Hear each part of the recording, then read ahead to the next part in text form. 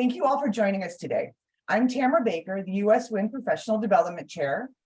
I will be moderating today's session on building your personal board of directors, and we will be taking questions at the end of the session. We are recording this session, and it will be uploaded within a few business days to the U.S. Wind Professional Development Library. So please share it with your chapters, those individuals, those people that weren't able to attend today. So it's with great pleasure that I introduce our speaker, although I don't think she needs any introductions. She's pretty well known in the nuclear industry. My former boss, mentor, and friend, someone I'm proud to say is the chair of my personal board of directors, Ms. Maria Lacal. So Maria recently retired from Arizona Public Service Company as the Executive Vice President and Chief Nuclear Officer of the Palo Verde Generating Station. And prior to joining Palo Verde, she worked at Florida Power and Light as the Director of Operations. So while Maria is officially retired, I think semi-retired is a better description.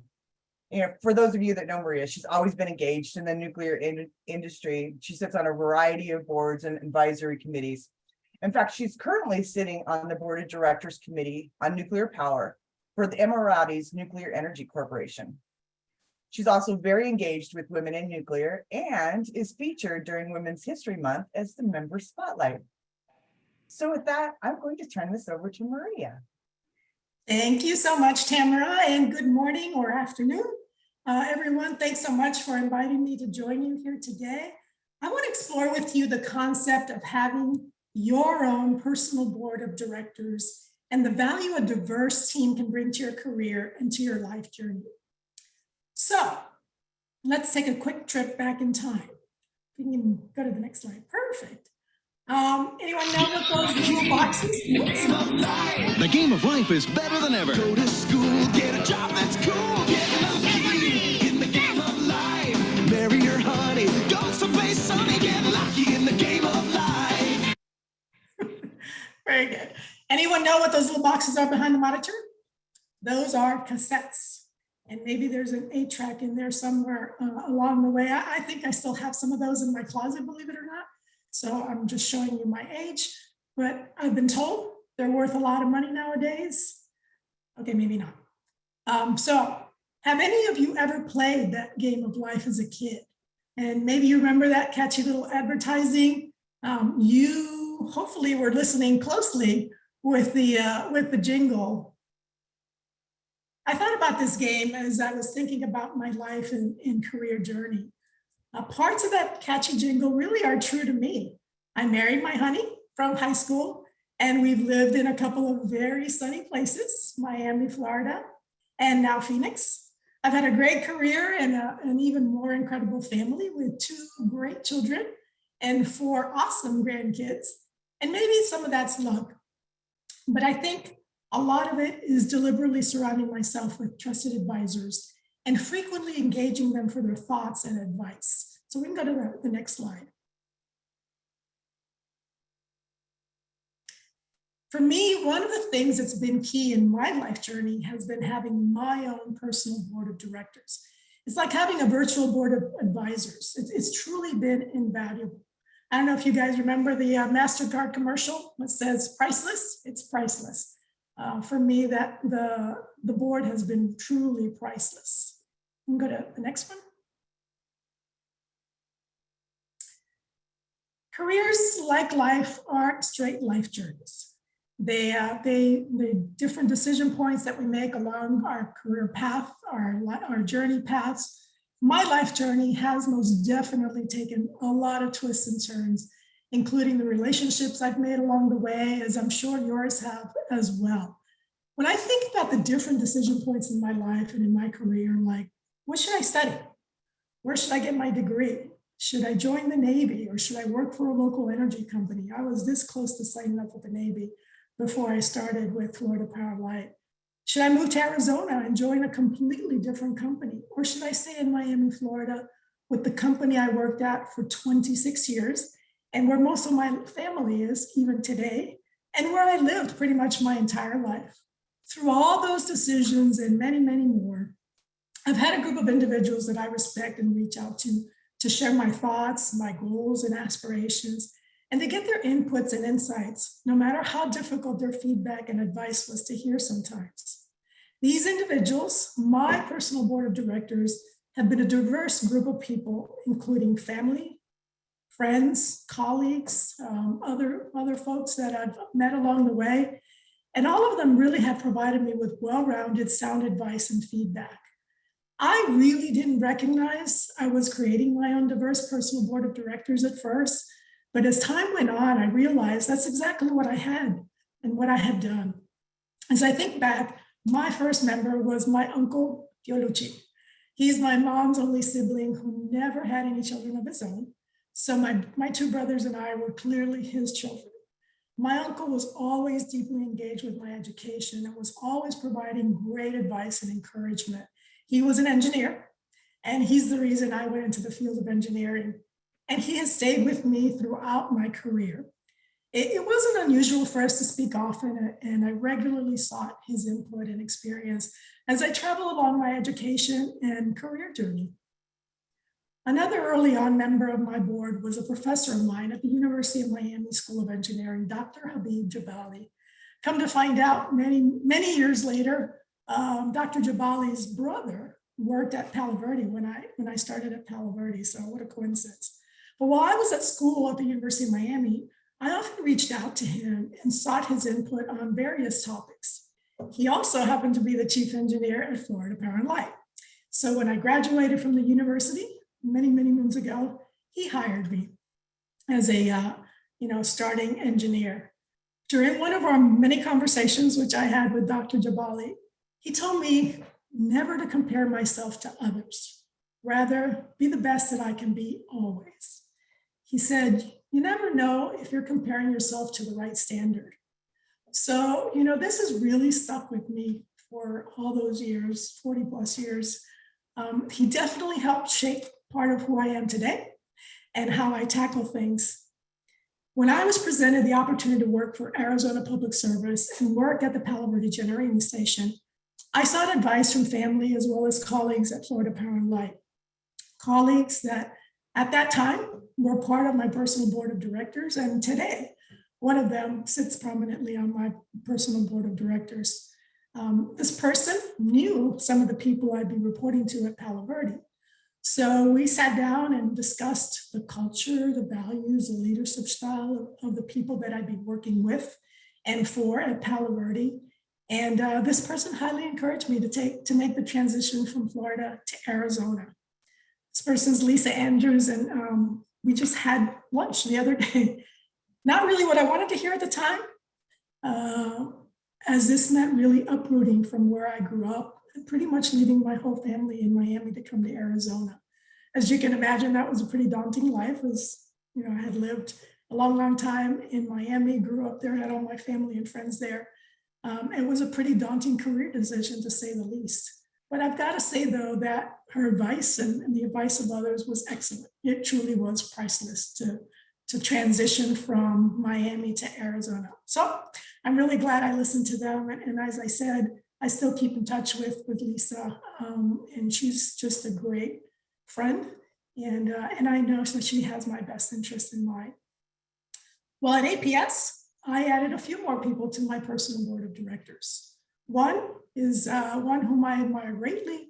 He was my former boss, the chief nuclear officer at the time. I worked for him when I arrived at Palo Verde almost 16 years ago, and he's now retired. Randy Eddington, I'm sure a lot of you know Randy. He's a pretty known entity in the nuclear world. I can't believe it was that long ago, but time flies when you're having fun.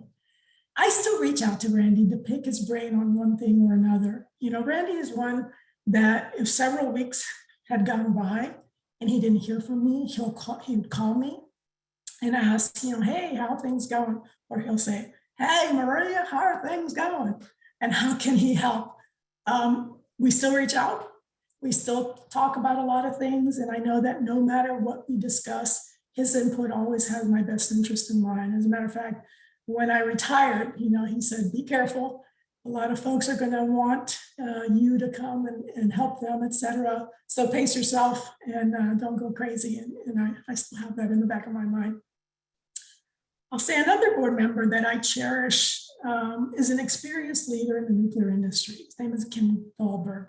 Kim was on our offsite safety review committee, but we developed a really good, strong relationship.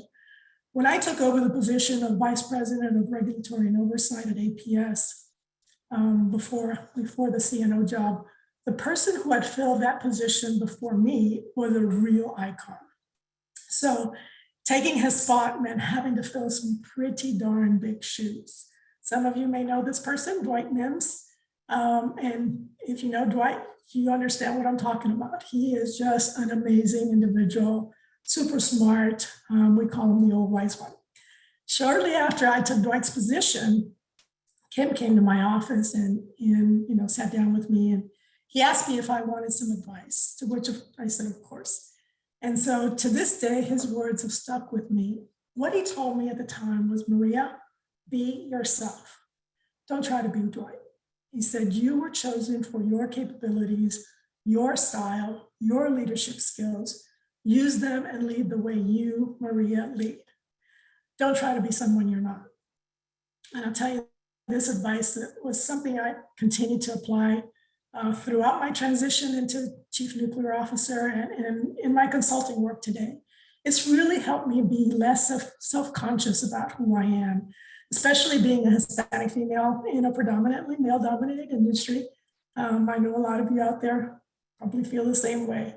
Kim's advice is one that I've in turn shared with a number of very capable young women whom I mentor.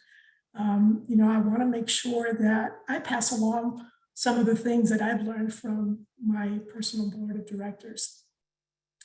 As I've traveled through my career journey, I've continued to reach out to my personal board of directors. And sometimes their feedback or advice isn't necessarily what I want to hear, but I know it comes from a good place, and it causes me to pause and think things through a little harder. So I consider their feedback a gift. And most of the time, it's what I really need to hear, not what I want to hear. So establishing my personal board of directors with a diverse group of people that are not yes men or women, but rather with people I trust will be honest with me and keep my best interests in mind, engaging with them regularly, listening to what they have to say, and really trusting their insights has just been extremely valuable when making critical decisions throughout my life journey, whether it's my career or personal life. So if we can go to the next slide. So, if you would have told me when I graduated as an engineer from the University of Miami that I would someday be the chief nuclear officer of the nation's largest producer of clean air energy, the Palo Verde generating station right here in beautiful Arizona, I would have said, you were crazy. I think though, being self-aware of my strengths and weaknesses and having a diverse group of people to leverage on my personal board of directors has, without a doubt, helped me in so many ways through my leadership journey. So if we go to the next slide, I want to share a little tool that we're going to put in the chat at the end for you all to consider. But it's a little tool that you can use to determine who's on or should be on your personal board of directors. For those of you who haven't given this some thought, I highly recommend you spend a little time kind of reflecting on some of the questions that are in the tool and evaluate the effectiveness of using such a board in your life journey. I think there may be some attendees here from the Win Next cohort on this discussion. I had the opportunity to share this discussion with the next cohort several times. So does somebody want to share maybe their personal experience building their personal board of directors? I know Renee and Fatima, I think, are on here. If you want to share, maybe come off mute.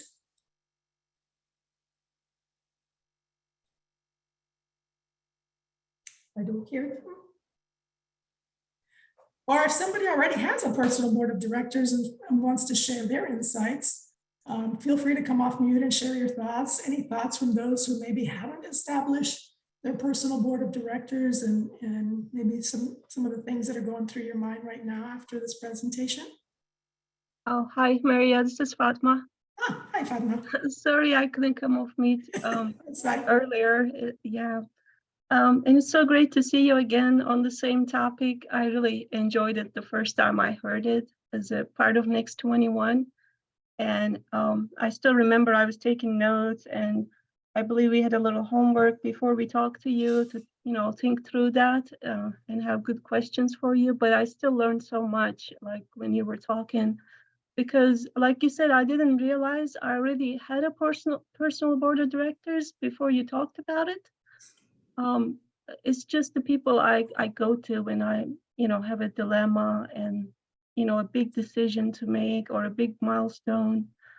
I mean, I don't have too many. I have just a couple of people that I go to, but it was so nice to recognize them as who they are. And so I could go and thank them. And it's just, I was taking that by default and relying on them when I needed help. But I just didn't realize how much they were helping me before, you had that presentation. So I think it's great that you're doing this to this audience. So I encourage everybody to think through it, because I'm sure you have those people in your life, and don't be late to acknowledge and tell them thank you, because it changed things for me to say that out loud. I did get a lot more help once they realized how much I valued their opinion. They were more willing, more open and more direct with me. So that was the big learning for me. And again, I really appreciate you, Maria, taking time for us to do that again. Thanks for sharing that, Fatma. I think as women, we tend to want to be as perfect as we can be before we make any kind of a decision or before we kind of jump to that next career move, et cetera. And so, at least for me, the folks that sit on my board, and it's different people, right, depending on the situation. But one thing that they have shared with me is you don't have to be perfect, right? Build a strong team around you, get help, ask for help, and people will be more than willing to give you that help. Like you said, Fatma, I think, again, sometimes as women, we want to be perfect and we want to do everything as best as we can. And sometimes we hesitate, right, to just reach out and ask and say, hey, I need help, or I don't know, or, what do you think about X, Y, or Z? And so, that's been another real valuable thing for me. It doesn't have to be a huge, decision in life, but just, you've got an issue that you're trying to work through, and, you reach out to a couple of these folks that are going to give you really, really good sound advice and help you on your journey. Anyone else out there that wants to kind of join in a little bit? I hate to be the only one talking.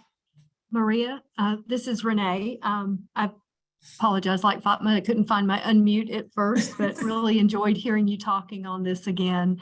I would echo everything that Fatma said, and the value of doing this. I think being intentional, as you mentioned, about these people and who you're putting on and making sure that they know that.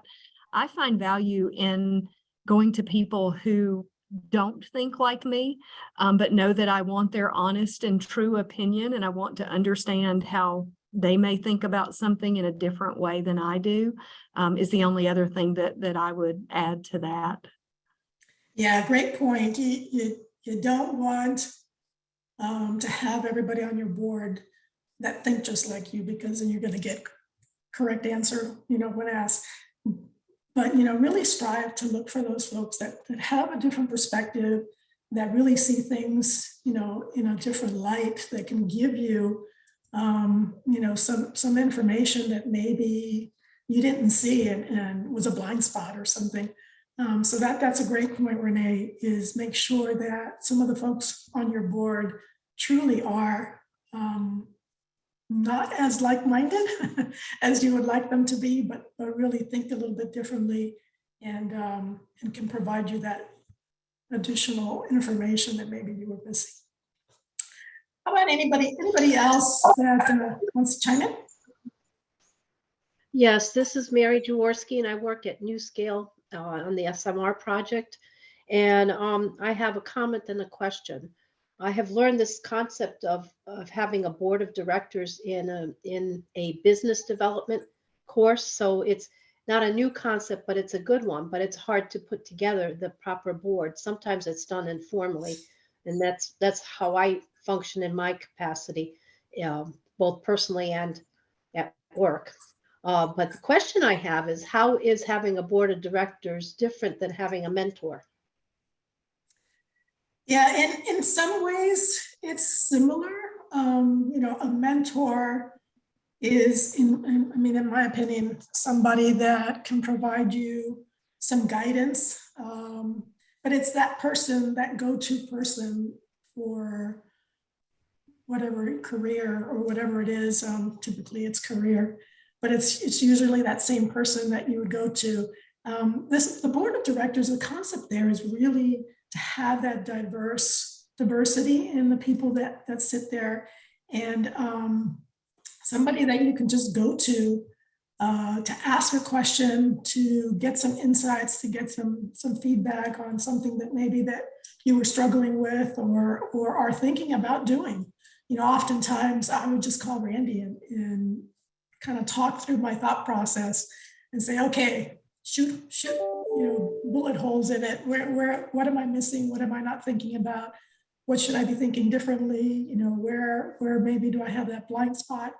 Whereas I think a mentor is somebody that just continues to develop you as a person, I'll say, in your career. I had an executive coach, and she is phenomenal. And I still keep in touch with her, but it was a different sort of relationship. I didn't work with her as, a personal board of director, but more so as that mentor, as that coach, to help me kind of work through some of my leadership skills, some of my leadership talent. I don't know if that makes sense. It could be the same person, without a doubt, but they're slightly different roles. Yeah, I think you're right that I think the mentor can be part of your board of directors and help you out. Thank you for your answer. Anyone else? Maria, Yes. how many people should you have on your board? And if you have a number of people on your board, who do you go to? Do you reach out to all of them? And how often are you interacting with them? Yeah, I think the number is just a personal choice. Again, you want to have a little bit of diversity so that it's not always a colleague or a friend or a family member. I think it really depends on what the issue is that you want to get a little bit of, advice or kind of a sanity check on, et cetera. And so, I sometimes go to my family members. I'll tell you, my daughter now, she's 38, and she's phenomenal. She truly is one of those folks that is not quite as like-minded as me. So she's very honest, and she'll give me feedback. And she's like, Mom, I think maybe you should think about it in this way, et cetera. And so I'll go to her for some personal things, or I'll go to her for some work-related issues, because she's a career woman herself. So it could be both.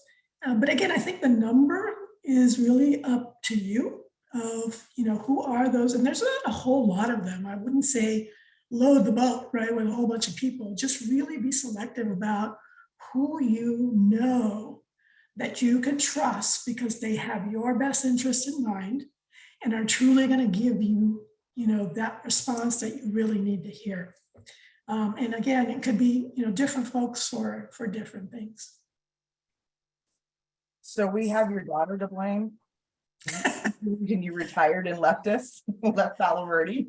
I'll tell you, she was a part of that decision making for sure. She's like, wow, 41 years, 42 years in the nuclear industry, waking up in the middle of the night, phone calls, this, that, missing your grandkids stuff. It's time. So yeah, she was part of that. But yeah, I obviously trust her implicitly. And even Lisa, she She was a colleague of mine. She worked for me for a while we were at Florida Power & Light, but we stayed really, really good friends. We stayed in touch. Like I said, we just saw each other the day before yesterday. And, we still touch base on things. She was on a special project and she contacted me about, certain questions that she had or, decisions that she was contemplating. And I do the same with her because I know that she's a good one to reach out to and gonna give me some really good sound advice. Any others? Well, so I hope I provided you with some food for thought. I really do encourage you to take a minute or two, like Fatma said, to look at the little tool that we provided or are going to provide on the chat for you to use. And again, whether it's your personal life or your career journey, I just can't say enough about the value of creating and actively using, right? It's not just having folks, but truly reaching out to them, actively using them. As Fatma said, let them know that they're on your board. I reminded Lisa about that the other day. But just actively engage with them. It doesn't have to be on a certain set time frame. Make it a diverse board with people that think differently than you, as Renee said, but that have your best interest in mind. And broaden the membership as the twists and turns in your life warrant. So thanks again for this awesome opportunity. Again, I talked a lot. And if there's any other questions or thoughts or anything that you all would like to share. Maria, thank you so much for joining us. It's great to be back and working with you again. Great to be here. Anybody else? Any questions? Anything not related to personal board of directors or anything you want to chat about?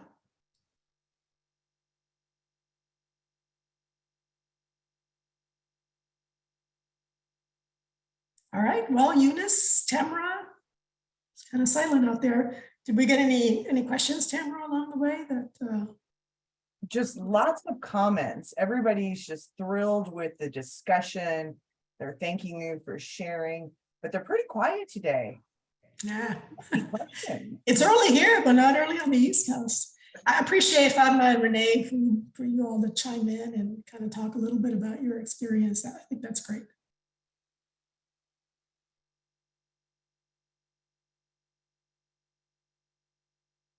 Well, Tammera, do you want to go ahead and share let them know about the survey and also some upcoming webinars we have? Yes, thank you. So actually, Eunice, I'm going to let you explain the survey since it's coming through the NEI Zoom platform. Perfect. Okay, so what we have before we close out, we'll have a webinar come on. I'm sorry, the survey come into the chat, but it will also be emailed to you as well. So if you don't get a chance to finish it during from the chat, you'll also be able to do it from a link sent to you via email. And please, it very short, most of it's multiple choice, but do respond. We want to know how we're doing. We also want to hear from you. What else can we do? How can the Professional Development Committee help support your career development, your personal development? We also have a technical webinar coming up on Tuesday, and it will be about advanced reactors. And then on March 28th, we will have another webinar, and it's going to be about radioisotope science and what we're doing with like Californium 252. So please plan on joining us. You'll be receiving emails, or if you have questions, or just, if you haven't had a chance to register, go directly to the WinUS SharePoint or website and just hop on there and register so you get the calendar notice.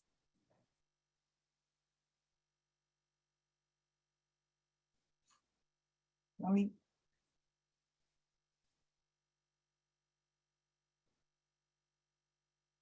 Mary, I will send you the notifications for the upcoming webinars.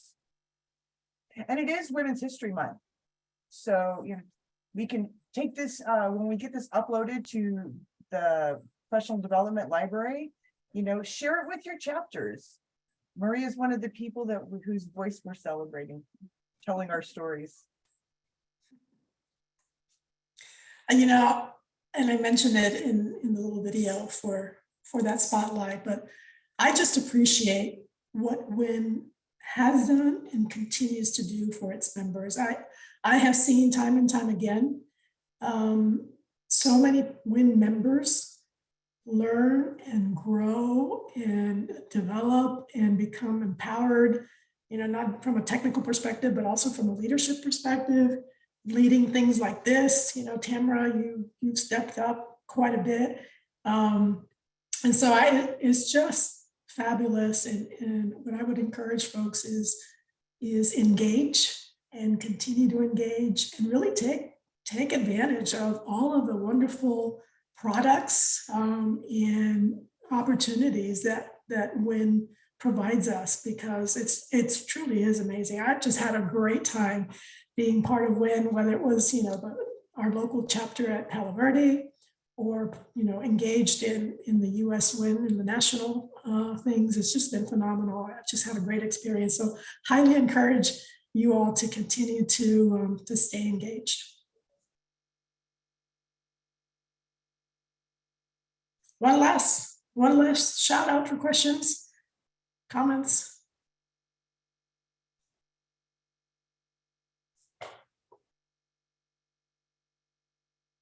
All right. Tammera, I'll turn it back over to you. Well, that concludes our webinar today. Please take a few minutes just to complete the survey when you receive it. We will be sending out, I know a number of you are asking for direct links to register, so I'll go back through the chat and make sure I get that out to you today. So I think that concludes our presentation. Thank you. Thank you, everybody. And thanks for the kind remarks, from all the thank yous from everybody. Appreciate it.